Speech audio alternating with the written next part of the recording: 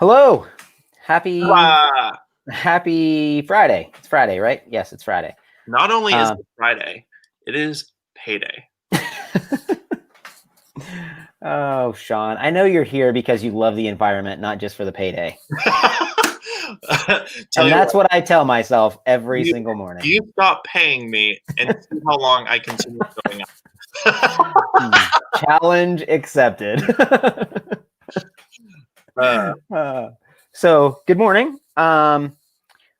Excited again to have a guest. I love these Friday shows because I don't just have to hear myself talk. There's people that are much more interesting than myself that we get to have conversations with. So I'm excited about this.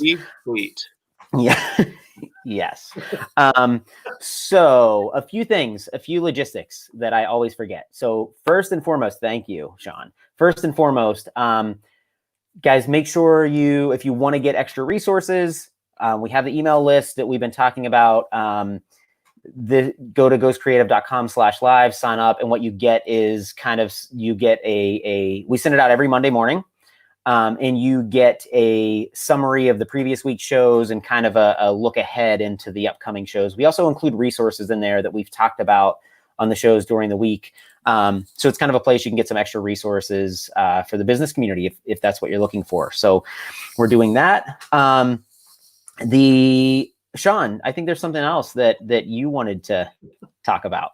Oh, that thing that you told me to talk about that I want to talk about. Yes, 3 minutes ago.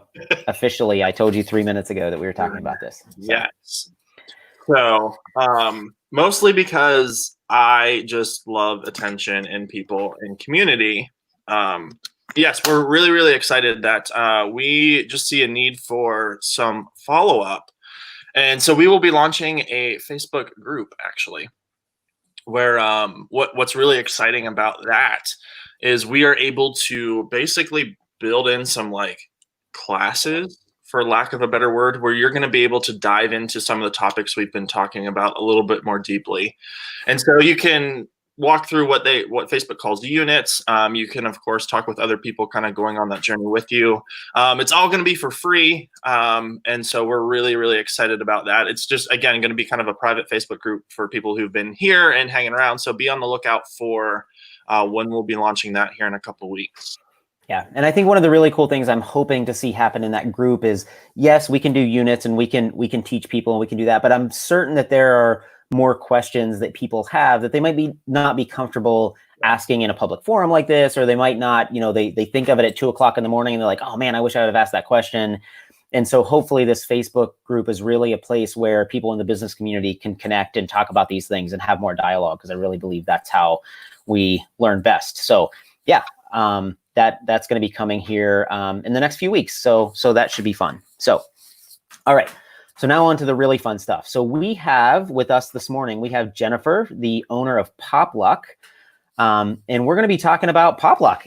Listen, we are consumers. We go there quite often and we absolutely love the place. And so we've been watching for a while kind of what Popluck has been doing from a marketing perspective. And some of it is just absolutely brilliant. We're going to dig into a little bit of it. But I just love their whole brand, the environment they bring. If you've been there, you walk in, it's this fun place that smells amazing. And they've been doing a really good job. And again, they're one of these businesses that when COVID hit, they got shut down. So it was really interesting to see kind of how they worked through all of that. So we would like to welcome Jennifer from Popluck. Good morning. Good morning. Good morning. So first of all, thank you for joining us. We always start the show by talking about our caffeine. And so are you a tea drinker, a coffee drinker? What is your morning drink of choice? Of choice, we were supposed to be in Punta Cana last week, and in Punta Cana, I start usually with mimosa without the orange juice. So yeah. straight champs, Nice. Right? Yeah. But no, I'm not a coffee girl, so I do drink an unsweetened iced tea. But this morning it's just water. I'm sorry. I put it in a Yeti to look kind of I'm drinking coffee. Listen, there is no drink judgment here, okay. Because sometimes when I'm drinking my highly caffeinated coffee, I wish I was drinking water. So okay. There's zero drink judgment here. Yeah, I'm not usually caffeine. People are like, wait a minute, you're this hyper without caffeine? Yeah, sorry. No need to apologize for that. That's a good thing. So I'm back to my Death Wish coffee, my highly caffeinated coffee that is absolutely fantastic. So I have to thank my wife for picking up some more of that. That's been great. And now that things are starting to open back up, we're going to grab some local coffee here in the next couple of weeks. So we'll have something fun. Sean, what do you have? 3 guesses. Chai tea. Mm-hmm. Yep. End of story. All right. So Sean's boring. All right. So Jennifer, I would love to ask you a few questions. Let's dig in here a little bit. And we talked a little bit before the show started, but I'm very interested. First of all, I want you to, for anybody that doesn't know what Popluck is, just give us a little background about what you guys are doing, what you're trying to do, and why. Feel free to tell us why we should show up, because I can give them a million reasons why they should. Well, what we're doing, we have been around now. It'll be 3 years next month already, which blows my mind. Some days it feels like a few hours, and other times it feels like an eternity. Depends on the day. So we're Erie's only local popcorn shop. We started just everything we've done kind of has been trial and error. A lot of it. I had a business plan. We've stuck to it, but we've learned some things along the way about what works and what doesn't. And then we have a lot of fun. We do different flavors every day almost. We're trying to change them just to keep things interesting all the time. We always offer our homemade caramel, and then we have 2 different cheddars, and then just our generic Jenny right out of the popper, which is our salted butter popcorn, which even though it's pretty boring, it's really delicious. Yesterday, we sold it all day long. We were laughing about how much was selling just generic Jenny. And then in addition to those, we sell the specialty flavors. And those, we typically have 2 different sweet ones, a spicy, and then 2 savory ones. So we've got a fun, we have a new sweet one and a new savory one going in today. The sweet one's been back, or it's been in before, but the savory is a brand new one. My 12-year-old nephew sent me a text the other day. He's like, "Hey, Aunt Jen, I think you need to do this." So my son that works with me, he and I got on it and created a new flavor. So we're excited to debut that today. Awesome. So the business, from an outsider's perspective, again, being a consumer, I already said it, but I'll say it again. We love watching, our family has loved watching both what you're doing from a marketing perspective, but also the product is fantastic.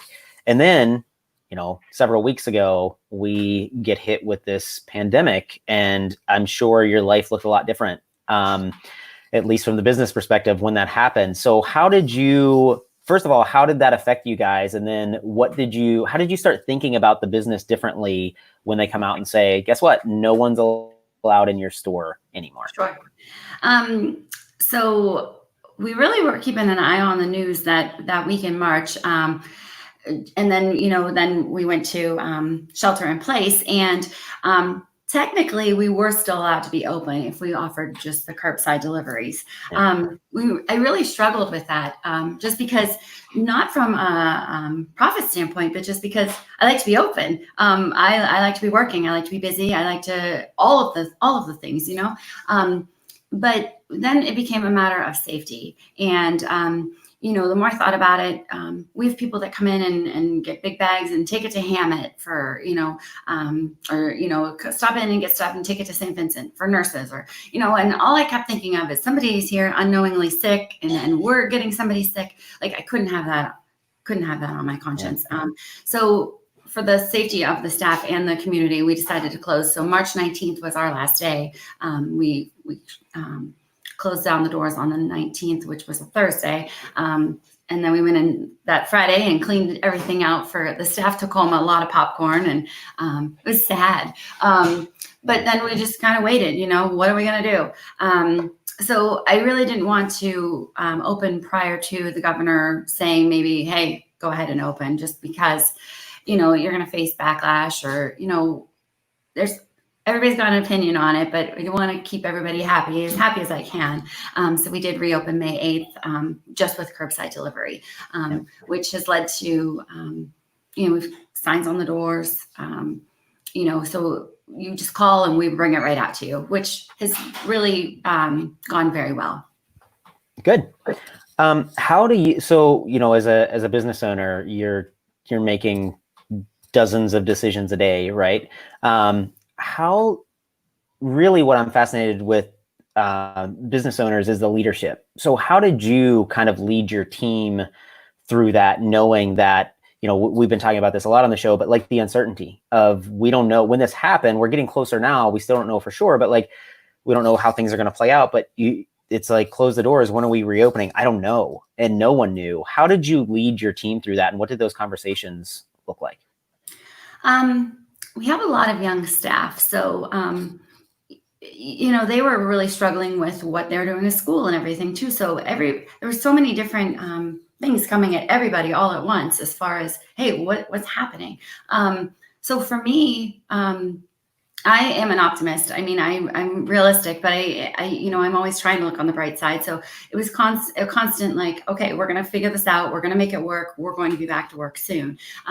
So we're just, we do a lot of communication with the staff just through text. We had a Zoom meeting, we try to I would individually text them, check in on them and just, hey, we're going to be open soon.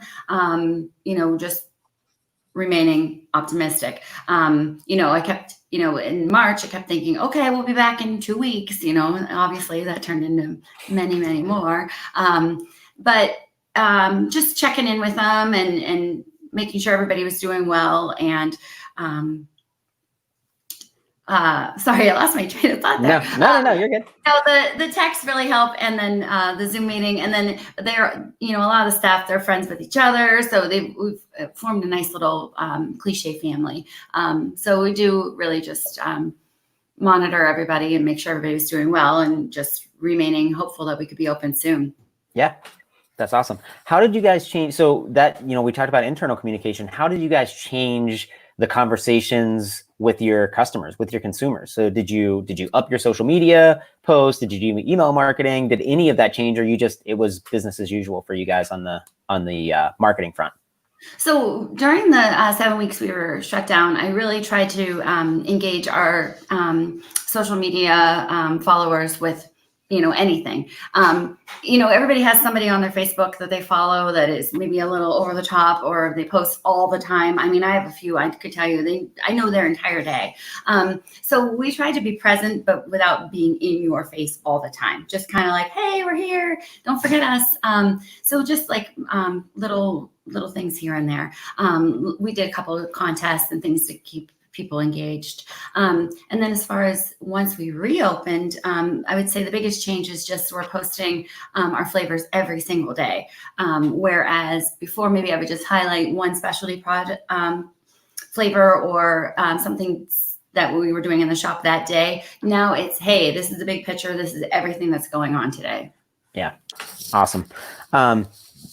So you're doing with social media now, I know you're doing something interesting and fun on the weekends. We've seen that promotion on your page, or not promotion, but we've seen what you've been doing on your page. Tell us about I think you know what I'm referring to, but tell us about what you guys are doing on the weekends for fun. And this is what I love about marketing. It's unique, it's interesting, it's getting noticed, as it should be. Thanks. We have our one staff member, Eli, and he is a riot. So we determined he was going to be our curbside delivery guy when we first reopened that weekend. And mainly because he knows cars. A lot of my staff, they're young high school girls. They don't know a Toyota from a Hyundai. My one girl actually did flashcards so she could learn, so she would know when a car was out front, because we take their make and model, and then when we see it pull up, we run it out to them. So Eli is good with cars, and he's like, I'll do the deliveries. And I said, okay. And then I said, he said something about rollerblades, or I don't know what. And I said, yeah, go ahead, have fun with it. I said, I don't care, wear a costume. So we kind of rolled with that. Eli has, you can't embarrass this kid. I always say he's like a Labrador puppy. Like everything he does, you want to scold him sometimes, but he's just so darn cute. You're like, okay.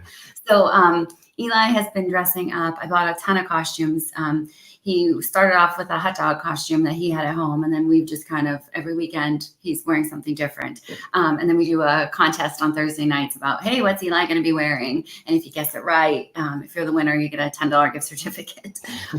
So it's just fun to have him. He's on rollerblades. He's milling around our parking lot wearing a Captain Crunch costume, whatever he's doing. And it's something different. And it does definitely bring a giggle to people when he brings out their popcorn. Yeah. And the thing I love about it is not just that it's interesting and that it's getting attention, but, we talk a lot about brand, and like for the way I see it, again, from an outsider's perspective, is you're with the naming of the popcorn, it's very like fun, lighthearted.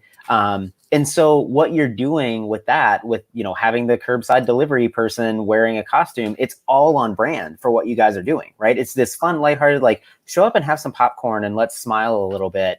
And if you are a serious brand, that's not a problem, but it's figuring out what are these things that you can do that still fit inside your brand. Like if Erie Insurance is doing that, I'm going to be like, that's weird, right?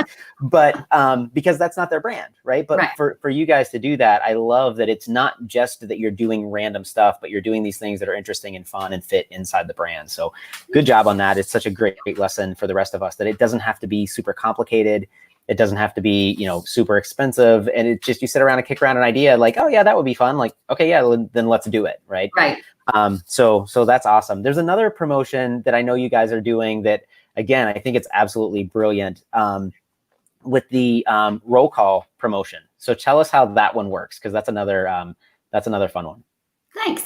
I actually saw this from another local, or they're not local to Erie, but another small business that I shoot ideas around with, and they were doing something very similar. So I saw it during shelter in place. I'm like, oh, this could be interesting. So we have it right up on our menu board underneath the flavors. Every day we have a roll call.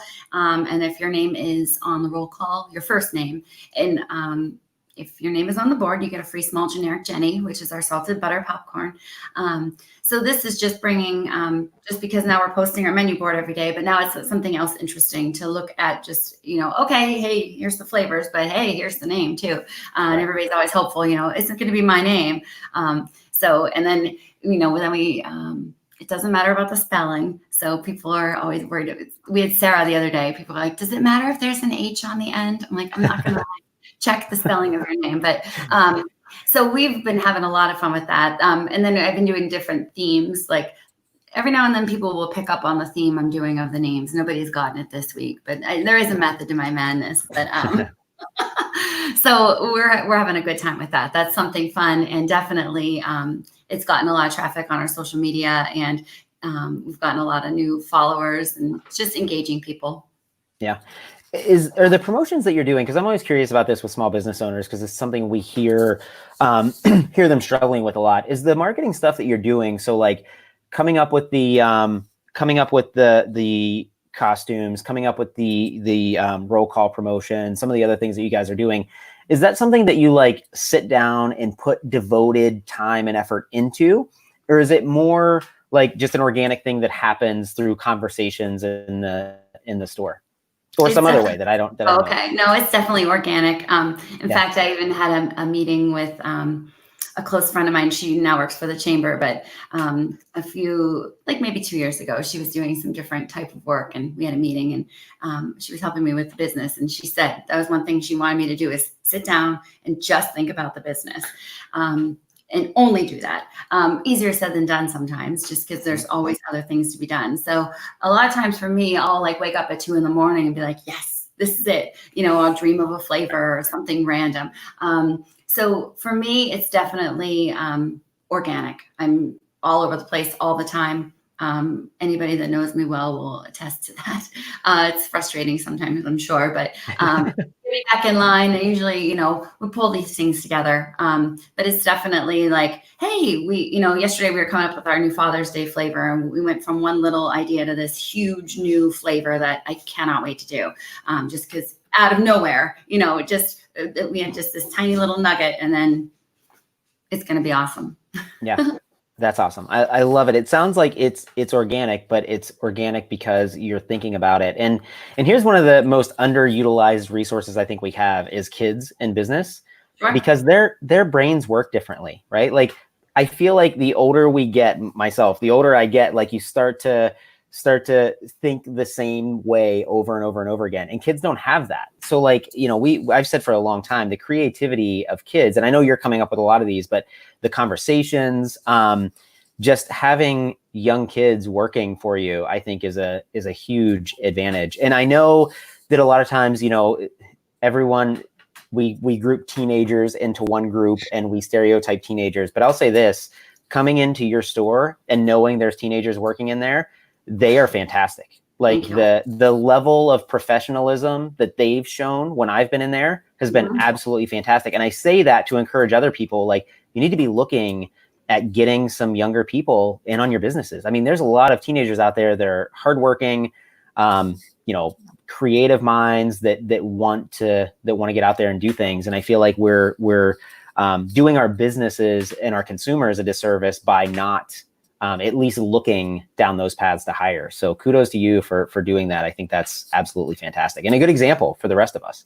Thanks. So what do you guys have as we start to get into these phases where businesses are opening up? How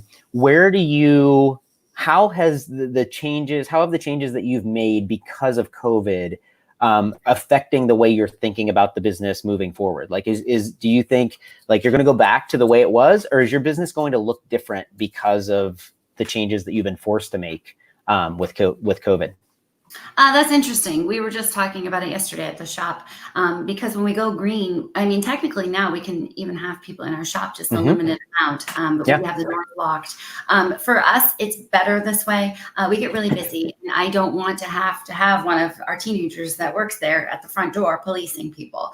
Nobody's going to want to do that, and I'm not going to put that on a 16-year-old girl to stand there and have to deal with that.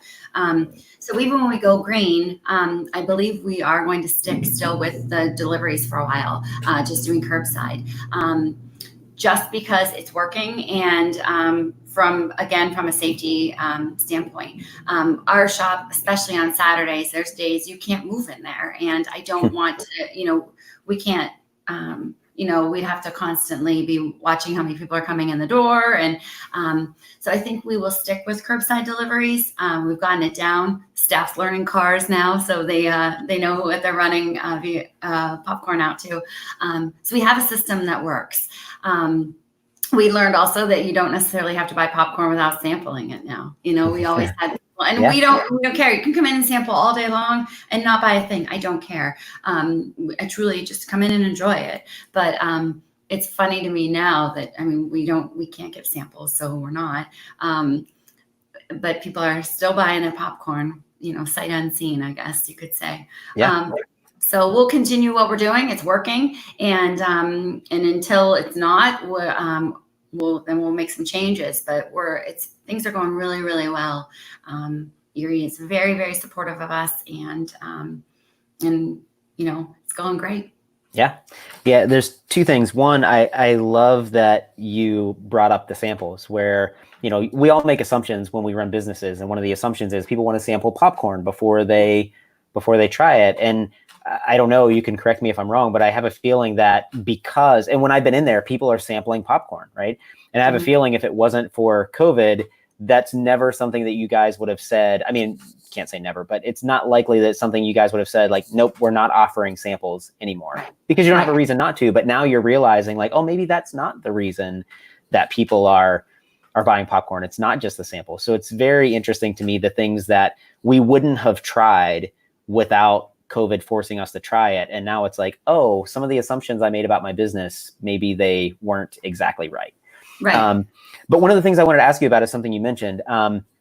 We found long before we started doing this show that the Erie business community is very well supported through the community.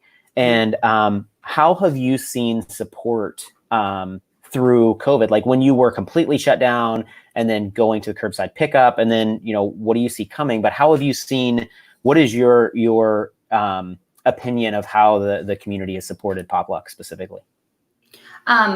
I was amazed by it. I remember the one day I got on Instagram and Auburn Florists had been by when they did the green ribbons for local business, like supporting.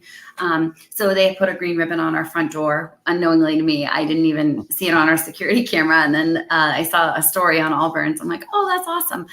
The chamber has been phenomenal. We've been a chamber member since we opened. They were constantly doing seminars, meetings, anything, just check-ins, notes, you name it. They were constantly monitoring and seeing how things were going. Our local business is in our plaza.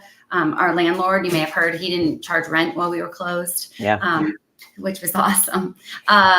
So we saw a lot from that. There's a lot of different local businesses I work with, and just email or a text or whatever. Hey, how you doing? So it really was that whole community and that support of we're in this together. Everybody understands it now just because we're all in this. So it was great to have everybody else's opinions and views and just figuring out what we're going to do next. So it was nice to be able to talk to other people that are in the same situation. Yeah.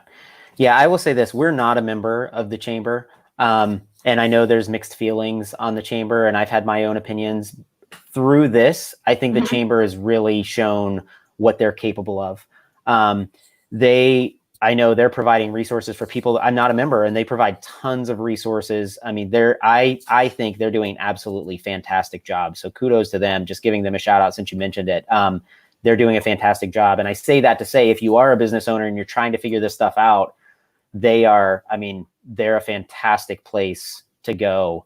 And again, yes, they need memberships, they need all of that stuff. But my experience has been, if you're just really stuck, you can go to them and they're going to answer your questions. I know some people that work there that are just fantastic people. And that's a great resource for local businesses. I'm glad that you're seeing that, the support that they've been providing as well. So,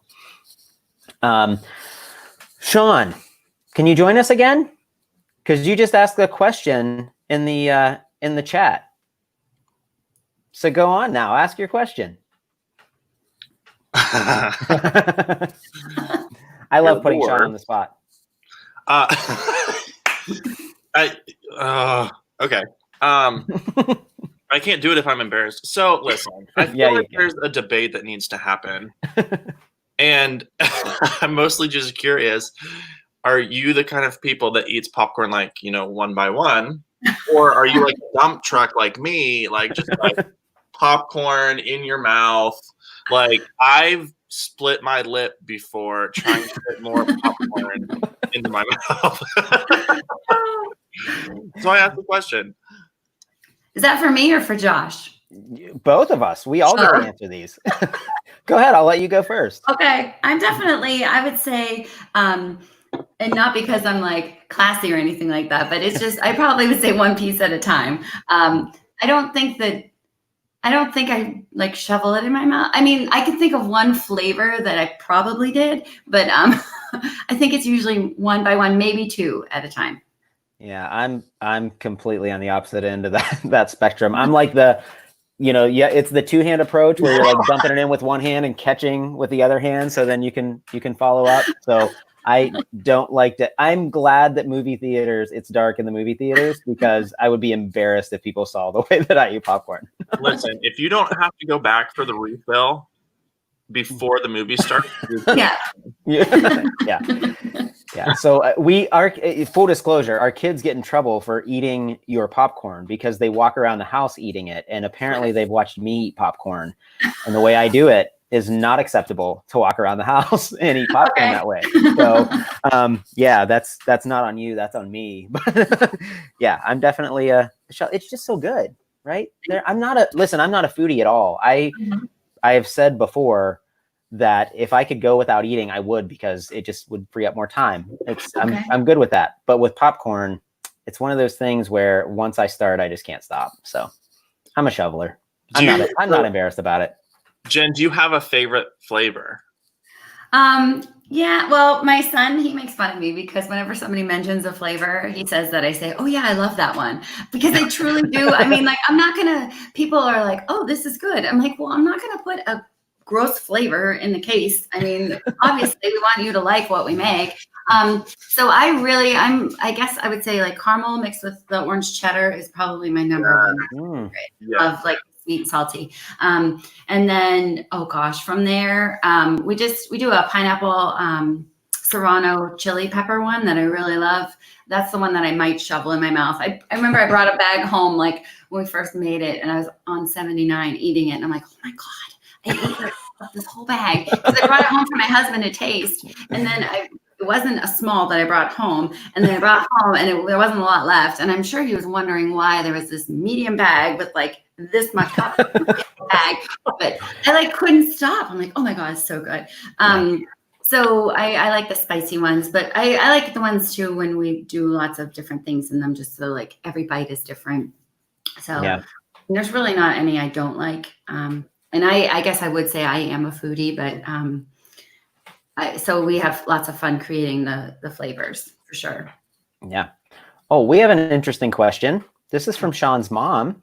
She's asking, what's your favorite / best way to make popcorn at home? Because she's not in Erie. So she doesn't have the opportunity to just jump into Popluck. So if you're making stuff at home, how do you do this? Teach us about popcorn. I definitely recommend doing it on the stove. Long before oh, sorry, we have a puppy that no worries. Encountered a squirrel in the backyard, I believe. So long before Popluck, I would make popcorn at home, and we just do it right on the stove. That's the best way, I think.